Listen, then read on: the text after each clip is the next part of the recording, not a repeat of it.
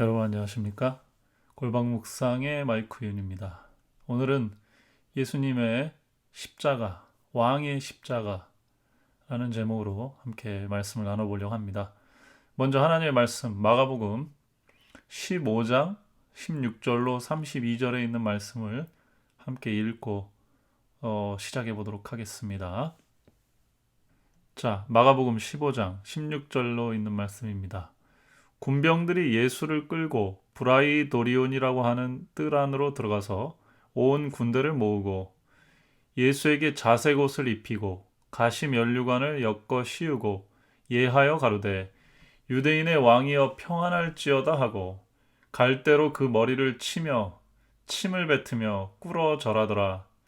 희롱을 다한 후 자색 옷을 벗기고 도로 그 옷을 입히고 십자가에 못 박으려고 끌고 나가니라.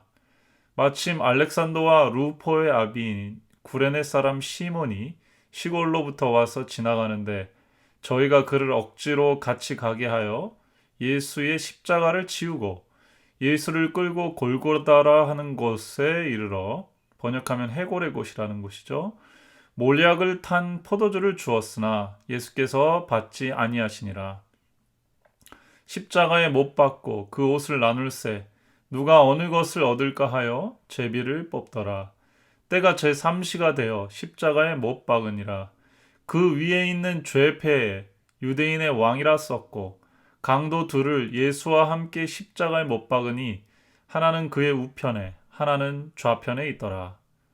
지나가는 자들은 자기 머리를 흔들며 예수를 모욕하여 가로되 아하 성전을 헐고 사흘에 짓는 자여 내가 너를 구원하여 십자가에서 내려오라 하고 그와 같이 대제사장들도 서기관들과 함께 희롱하며 서로 말하되 저가 남은 구원하였으되 자기는 구원할 수 없소다. 이스라엘의 왕 그리스도가 지금 십자가에서 내려와 우리로 보고 믿게 할지어다 하며 함께 십자가에 못 박힌 자들도 예수를 욕하더라. 아멘. 네, 이 장면은 예수님께서 이제 십자가에 달리시는 그런 장면입니다. 여러분들이 아시는 대로 십자가는 로마에서 가장 잔인한 그 사형 방법이었습니다. 특별히 원래는 이제 페르시아나 뭐 히타이트나 페니키아 이쪽 사람들이 좀 상징적으로 사람들 앞에서 좀 이렇게 겁주는 식으로 사람을 처형하는 그러한 이 처형 방식이 십자가입니다. 근데 대체로 모습은 T자와 비슷해요. 보통 T자라고 보시는 게 더 맞을 것 같고요. 로마는 특히 이제 요거를 수입해서 로마의 반란을 한 식민 지배 받는 나라에서 로마의 반란을 하지 않겠습니까? 로마의 반란을 꾀하는 사람들을 본보기로 잡아 죽일 때 십자가로 많이 죽였습니다. 십자가로 죽이기 전에 보통은 이 십자가 처형을 하는 사람들이 굉장히 채찍질하거나 모욕을 하고 그렇게 하죠. 그 이유가 있습니다. 여러분이 어떤 사람을 이렇게 죽일 때 맨정신으로 죽일 수가 있을까요? 그래서 한국에서도 보면 이 망나니 같은 사람들이 있죠. 그 사형 집행을 칼로 사람의 목을 쳐야 되는 이 일을 맡은 사람이 춤을 추고 막 술 마셔서 술을 막 뿌리고 그런 일을 합니다. 사람의 생명을 뺏는다는 게 제정신으로 될 일이 아니죠. 그래서 어떤 면에서는 그 죄수를 오히려 죽이기 더 쉽게 죽이기 전에 아주 그 사람을 짐승 취급하는 그러한 일들이 있었어요. 그래서 그 사람이 만약에 십자가형이 정해지면 십자가로 가기 전에 거의 뭐 짐승처럼 뭐 채찍 가죽으로 생긴 채찍 가죽 끝에다가 이빨이나 철을 달아가지고 온몸이 피가 나도록 그렇게 이제 때리고 그다음에 몽둥이로도 때리고 그다음에 뭐 싸대기 우리로 말하면 이제 싸대기 같은 걸로 때리고 그다음에 갈대 같은 걸로 얼굴 쳐서 기분 나쁘게 하고 사람을 완전히 이 기를 죽이는 거죠. 그래서 그냥 고깃덩어리처럼 보이게 고기 덩어리를 그냥 나무 위에 올려놓는다 그런 생각으로 하도록 그렇게 사전에 그런 작업들을 한 겁니다. 이게 십자가예요. 그래서 예수님도 그런 일을 당하셨죠. 그래서 이제 로마의 사상가라고 할까요? 정치가였던 키케로 같은 사람은 로마와 십자가는 어울리지 않는 말이다. 우리 같은 문명국이 십자가형을 한다니. 그래서 십자가라는 말 자체를 굉장히 싫어했습니다. 쉽게 말하면 로마라는 문화가 서 있으려면 식민 지배를 이방인들을 꽉 눌러서 압박해서 장악을 하고 있어야 되는데 사실 그 로마가 누렸던 풍요의 근간에는 십자가라고 하는 아주 잔인한 이방인들을 억제하는 그 폭력의 장치가 있었던 거죠. 그래서 로마 시민들, 교양 있고 잘 사는 사람들은 십자가라는 얘기만 들어도 아주 싫어했어요. 아주 경기를 일으켰던 것입니다. 십자가가 그런 것이었습니다. 이 십자가에 예수님이 달려 죽게 된 겁니다. 바라바라라고 하는 사람이 원래는 로마에 대항해서 있었던 그 반란을 일으켰던 사람이고 살인까지 했으니까 바라바가 이렇게 죽었어야 되죠. 아버지의 아들 바라바는 노임을 받고 이스라엘의 구원자, 여기 저희가 오늘 읽은 본문에서는 계속 이스라엘의 왕이란 얘기가 나오죠. 이스라엘의 왕. 이스라엘의 왕이신, 유대인의 왕이신 예수 그리스도는 사실 지은 죄가 없이 로마의 정치적인 반란을 일으킨 것도 아니었는데 십자가에 달려 돌아가시게 된 겁니다. 사람들이 십자가에 달기 전에 예수님을 모욕했죠. 그리고 예수님의 몸이 찢겨졌습니다. 사람들을 구원해 줬던 그 몸이 완전히 온몸이 망가져 버렸던 거죠. 그리고 이제 예수님을 십자가에 달러 못 박으러 골고다 언덕 쪽으로 예수님을 이제 끌고 갑니다. 근데 이미 예수님은 힘이 다 소진했어요. 여러분 아시는 대로 지금 거의 며칠 동안 잠을 못 주무셨고 전날부터는 아주 그냥 타이트한 그런 시간 때문에 예수님이 제대로 이렇게 쉬지를 못하셨습니다. 밤새 기도하시고 땀 흘리시고 피땀 흘리시고 새벽에 재판 받으시고 배신 받으시고 그 다음에 또 재판 받고 그 다음에 이제 몰매를 맞고 채찍 맞고 십자가로 가셔야 되거든요. 정신적으로 육체적으로 예수님은 이미 기진맥진하셨습니다. 그래서 그 비아 도롤로사라고 하죠. 제가 이제 예루살렘 있을 때 그 길을 가봤는데 갈보리 쪽으로 나아가는 그 길에서도 예수님은 큰 먼 길이 아닌데도 버틸 수가 없었습니다. 그래서 여러 번 쓰러지십니다. 자, 보통은 아까 말씀드렸지만 T자형 십자가를 진다고 말씀을 드렸죠. 그 T자형 십자가는 보통은 그 나무가 그 고고학 발견에 의하면 십자가형을 치르는 데는 기둥을 이미 박아놨다고 그래요. 그래서 기둥을 이제 박아놓은 다음에 그 죄수가 가로축, 기둥이 아니라 자기의 팔이 달릴 그 가로축 나무를 자기가 메고 가서 그 기둥 아래에서 못이 손에 박히고 그러면 이제 사람들이 들어가지고 그거를 이 세로축에다가 딱 끼워 넣는 겁니다. 그렇게 해서 십자가가 완성됐다. 이렇게 고고학자들의 발견이 이야기를 하고 있습니다. 그래서 1967년, 68년경에 예루살렘 동편에서 8개의 무덤에서 십자가형으로 죽었던 사람들의 그 시체가 발견됐는데 그 중에 요하난이라고 하는 젊은 사람이 이제 죽은 시체를 발견했는데 보니까 지금 말씀드린 형태로 T자형, 타우형 십자가에 못 박혀 죽었는데 그 못이 박힌 자리가 손바닥이 아니라 요 손목뼈죠. 여기에 이제 못이 이렇게 박힌 겁니다. 그래야 이게 걸려서 고정이 됐던 거고 발도 우리가 이제 가끔 보면 발 등에다가 못을 박은 것처럼 사진이 기록이 나오는데 발 등에다 박은 게 아니라 발 뒤꿈치 뼈를 관통해 가지고 나무에 박혀 있어요. 그 발뼈와 나무 덩어리, 나무 조각이 발견이 됐습니다. 그게 이제 1세기경 굉장히 오래된 시체여서 예수님 당시의 십자가형이 어떤 시기였는지 그 지역도 예루살렘 동편이니까 충분히 유추해 볼 수 있는 그런 그 고고학적 발굴이었습니다. 십자가가 이런 것이었어요. 그래서 그 고고학자들 얘기로는 이 팔을 들고 그 가로축 나무에 이렇게 쭉 매달려서 있고 그 전에 이미 외부를 하도 많이 맞아서 몸이 부어 있고 또 피가 나고 그렇기 때문에 탈수나 호흡곤란 이런 걸로 서서히 죽어갔다는 거죠. 그리고 보통은 이제 수치심을 느끼도록 옷을 벗겼기 때문에 사람들이 로마에 대항하면 저렇게 당하는구나 본보기로 아주 가장 잔인하고 비인간적이고 또 수치스럽게 사람을 죽이는 도구가 십자가였다는 것이죠. 예수님의 제목은 뭐였습니까? 유대인의 왕이라고 하는 것이었습니다. 그래서 마가도 유대인의 왕, 이스라엘의 왕이라는 표현을 계속했어요. 예수님이 이스라엘의 참된 왕으로서 오셨습니다. 질이 다른, 전혀 다른 나라를 세우러 오셨기 때문에 유대인들이 몰라봤을 뿐이죠. 로마 사람들도 마찬가지고요. 그 예수님이 육체가 이제 무너져 갑니다. 구레네에서 온 시몬이라는 사람이 있었어요. 마가복음에는 그 두 아들에 대한 얘기가 나옵니다. 재밌게도 알렉산더와 루포라고 하는 이름이 나오고요.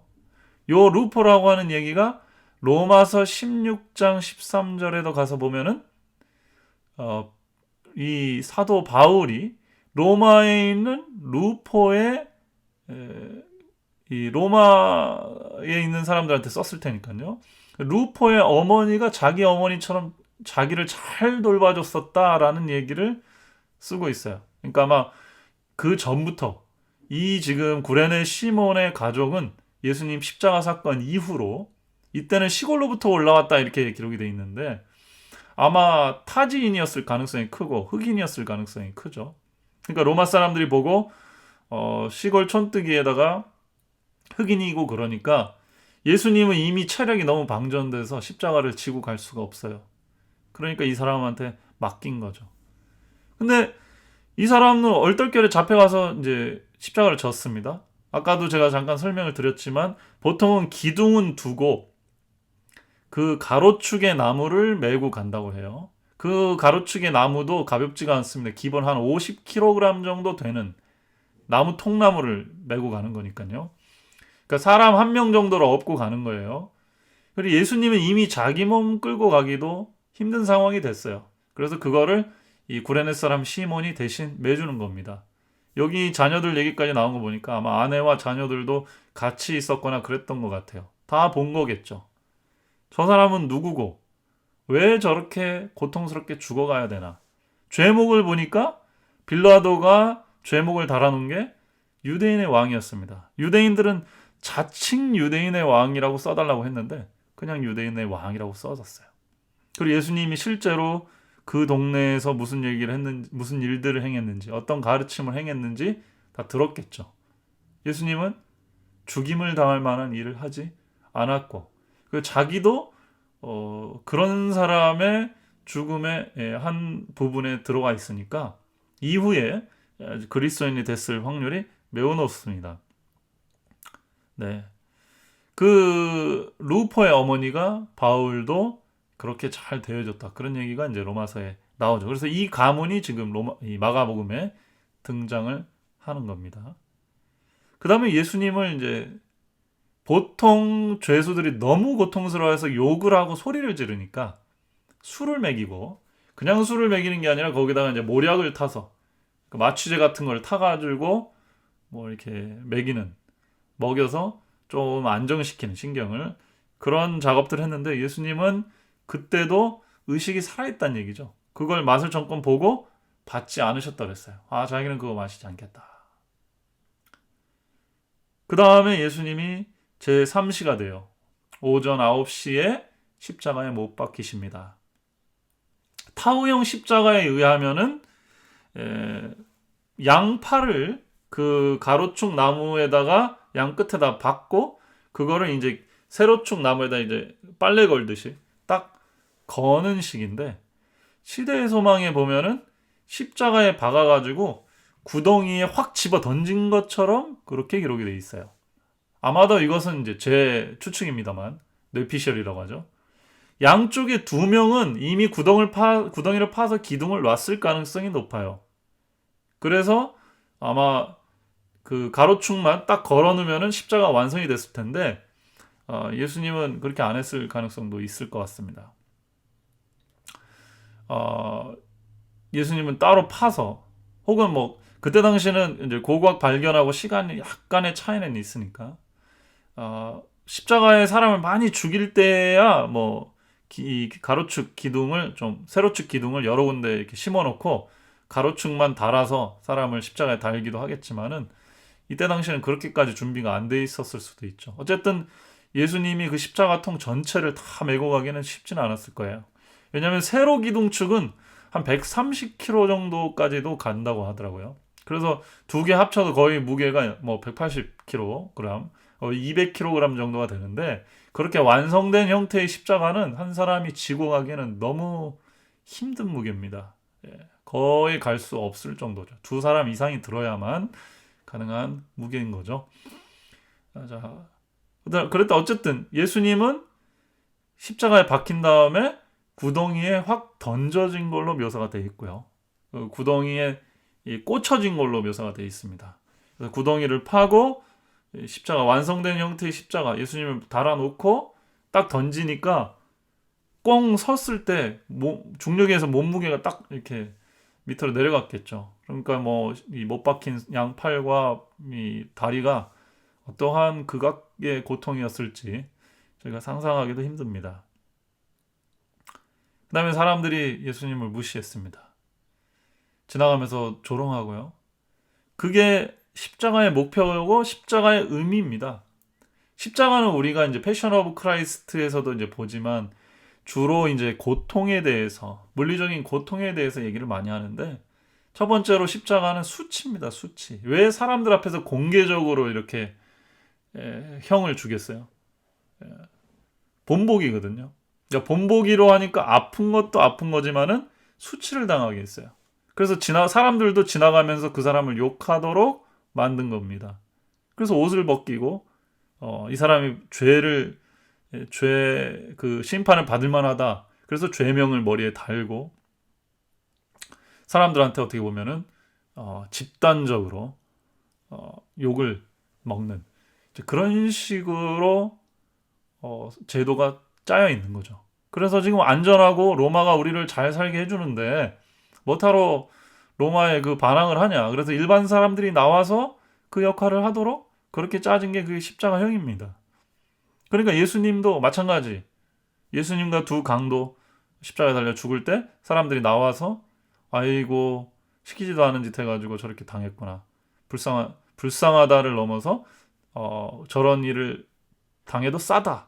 이런 식의 이야기들이 돌도록 한 게 그게 십자가였습니다. 예수님도 마찬가지예요. 사람들이 머리를 흔들면서 쯧쯧쯧쯧 거리면서 아이고 뭐 성전을 3일 만에 짓는다는 소리를 하고 별소리를 달아더니 자기 운명이 이렇게 될 걸 알지도 못하고 그런 소리를 했었구만. 이제 이런 식으로 예수님이 평가를 받으신 거죠. 사람들이 이스라엘의 왕, 유대인의 왕이시여 십자가에서 이제 내려와 보라고. 이제 내려와 보면 우리가 당신이 구세주인지를 알겠다고 이렇게 얘기합니다. 이거는 예수님을 시험하는 게 아니죠. 불가능하기 때문에 조롱하는 겁니다. 조롱, 그다음에 수치, 불명예, 부끄러움, 이게 십자가의 의미예요. 그래서 로마 사람들은 십자가라는 얘기, 십자가의 구원이 있다는 얘기는 듣기 싫은 얘기였습니다. 로마나 그리스인 사람들은 지혜를 추구하고 뭐 그럴듯한 걸 추구한 사람들인데 십자가에 죽은 그리스도, 메시아라니 말도 안 돼 이렇게 생각을 할 수밖에 없었던 것이죠. 그러나 바울은 거기에 복음이 있다 이렇게 얘기를 했습니다. 자, 마가복음이 이제 거의 끝나가는데요. 마가복음 1장 1절에 보면 하나님의 아들 예수 그리스도의 복음의 시작이라 이렇게 나옵니다. 여기서 말하는 복음은 유앙겔리온이잖아요. 좋은 소식, 기쁜 소식이라는 말입니다만 당시에는 이 기쁜 소식, 복음이란 말을 로마 황제의 탄생이나 로마 황제의 개선, 즉 전쟁에서 승리했을 때 그 승리의 보고에만 쓰이는 그 말입니다. 다시 말하면 황제가 태어났다, 혹은 황제가 승리했다, 여기에 관련된 소식에만 복음, 유앙겔리온이라는 말을 썼어요. 마가가 당시에 로마가 지배하던 시대고 박해가 일어나는 시대인데, 마가는 대놓고, 마가가 복음서의 제일 첫 제자잖아요. 하나님의 아들 예수 그리스도의 복음의 시작이라 딱 얘기를 합니다. 이거는 마가도 십자가에 달려 죽을 수도 있을 만큼의 위험한 발언이었습니다. 그러나 마가는 예수 그리스도가 하나님의 아들이요, 복음이라고 칭할 수 있는 왕의 왕이시라는 사실을 알고 적은 거고요. 그 결론부, 왜 그분이 왕이신가가 지금 이 십자가 장면에서 드러나고 있습니다. 유대인과 빌라도와 로마인들과 이 사람들은 몰랐죠. 그러나 지금 예수 그리스도가 죄 없이 십자가에 달려서 온 인류를 위한 희생 제물이 됨으로써 온 인류를 구원할 수 있는 만왕의 왕으로서 등극하고 있는 것입니다. 그래서 예수 그리스도가 왕이 되심, 그것이 곧 복음의 시작. 그분이 왕이 태어났고 또 그분이 승리하셨다라는 얘기. 이 얘기가 예수 그리스도의 복음의 전체죠. 그래서 복음서는 예수님의, 나사렛 예수의 탄생과 그의 생애와 십자가의 죽음으로 마무리되면서 그분이 왕, 황제로서 탄생하시고 이 땅에 황제로서 승리하셔서 자기 나라를 세우신다는 얘기로 복음서들이 기록이 되어 있는 것입니다. 이게 십자가의 의미입니다. 예수 그리스도가 정말 고통스럽게 십자가에 달려 돌아가셨겠죠. 지금 이 상황만 봐도. 그러나 이것은 수치의 상징이요 외면의 상징이었습니다. 그러나 예수 그리스도는 이 십자가를 통해서 왕이 되셨고, 유대인의 왕, 이스라엘의 왕뿐만 아니라 온 우주의 왕으로서의 등극이 이제 시작된 것입니다. 왜냐하면 이렇게 함으로써 예언된 대로 죄의 권세를 깨트리는 작업을 하고 계셨기 때문에 그렇습니다. 구약의 모든 고대 예언에는 희생양을 통해서, 희생 제물을 통해서 죄의 권세가 깨졌습니다. 아무리 많은 돈과 아무리 많은 그에 합당한 봉사를 하더라도 죄가 사해질 수 없었어요. 죄의 싹은 사망입니다. 죄는 죽음을 요구해요. 생명을 요구합니다. 그러므로 인류를 죄에서 구원하려면 그 값인 생명을 바쳐야 됩니다. 예수 그리스도께서 죄 없는 그분이 하나님의 어린 양으로서 지금 사람들 앞에 왕이지만 버림받고 수치받지만 가장 영광스러운 왕으로서 십자가에 달려 돌아가시고 계시는 것 장면입니다. 여러분, 오늘 우리에게 예수 그리스도의 십자가가 주시는 의미가 무엇입니까? 그분이 왕이라는 겁니다. 그분이 통치한다는 거예요. 왕은 세계를 통치하는 분입니다. 그러나 로마나 이스라엘 사람들이 기대하는 것처럼 인간의 나라의 육의 영역의 왕이 아니십니다. 죄 없는 분이 왜 이렇게 고난을 당해야 되지? 라고 생각을 하고 있겠죠. 그것이 하나님의 나라, 영의 세계의 왕국을 지금 세우고 있는 왕의 모습입니다. 우리는 하도 세상 정치에 익숙해 있어가지고 그럴듯한 정치인, 왕, 지도자를 생각하죠. 그러나 영의 세계, 하나님의 나라는 전혀 다른 왕과 통치가 있는 거예요. 자기는 죄가 없지만 다른 사람을 살리기 위해서 묵묵히 아무 소리 없이 그 고난의 희생의 길을 걸어가는 것. 그분이 그 세계의 왕인 겁니다. 사랑과 희생과 평화의 세계의 최고의 통치자는 바로 이 나사렛 예수 그리스도가 되시는 거예요. 그분이 왜 왕인지 우리는 몰랐습니다. 시간이 지날수록 그분이야말로 평화의 왕이고 사랑의 왕이구나. 그래서 우리가 이 땅 세계의 정치 세계 속에서는 어떤 위대한 왕이 나타나도 예수 그리스도와 같은 이런 희생의 정신, 자기를 내어놓고 억울하고 비참하게 죽어갈지라도 다른 사람의 유익을 위해서 내 삶을 내어놓는 그런 지도자의 정신을 보기는 어렵습니다. 그러나 예수 그리스도는 그런 정신을 우리에게 보여주심으로써 그 세계의 왕이 되신 거예요. 그리고 그 세계가 이제 뭐한 겁니까? 열린 겁니다. 오늘 우리에게요. 예수님께서 자기 십자가를 지고 따라오라고 말씀했습니다. 그 얘기는 내가 십자가 나라의 왕이니 우리가 함께 그 나라에 가자라는 얘기입니다. 그 나라는 사랑의 나라요, 평화의 나라요, 자기를 내어주는 영의 나라입니다. 그 나라를 우리는 하늘나라라고 합니다. 그것을 복음서는 복음이라고 얘기하는 거예요. 새로운 황제가 태어났다는 얘기는 무슨 얘기입니까? 새로운 나라가 태어났다는 얘기죠.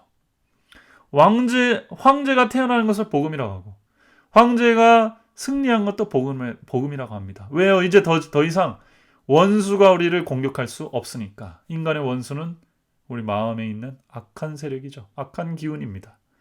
그 원수의 세력을 십자가로 예수 그리스도께서 이겼습니다. 그러므로 그분이 왕이 되세요. 그분의 통치 아래서는 죄를 이길 수 있다. 이렇게 말을 할 수가 있는 것입니다. 오늘 우리에게도 그래서 바울은 얘기합니다. 십자가의 정신이 필요하다. 많은 설교가 있고 많은 변론이 있고 많은 책이 있지만 많은 능력과 이적들이 있지만 그것보다 더 중요한 것은 십자가고 그 십자가의 정신의 핵심은 사랑이라고 하는 것. 은사 중에 은사는 사랑이요.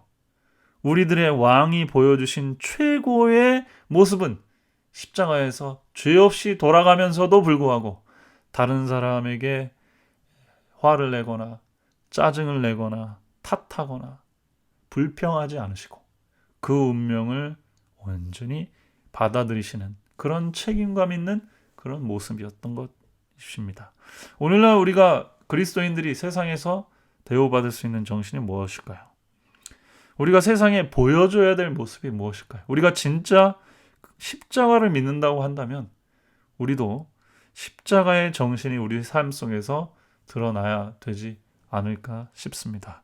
십자가의 정신이 저와 여러분들 삶 속에서 드러나게 되고 그렇게 될 때 우리는 다른 사람들이 볼 때는 어떨지 몰라도 우리 속의 영의 세계에서는 우리가 하나님의 나라에 속한 백성임을 스스로 가장 깊이 느낄 수가 있을 것입니다. 함께 기도합시다.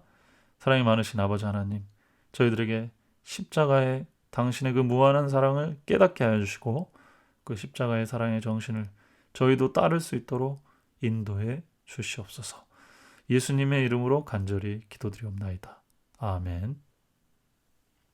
여러분 감사합니다. 건강하고 행복한 한 주, 하루 되시길 바랍니다. 감사합니다.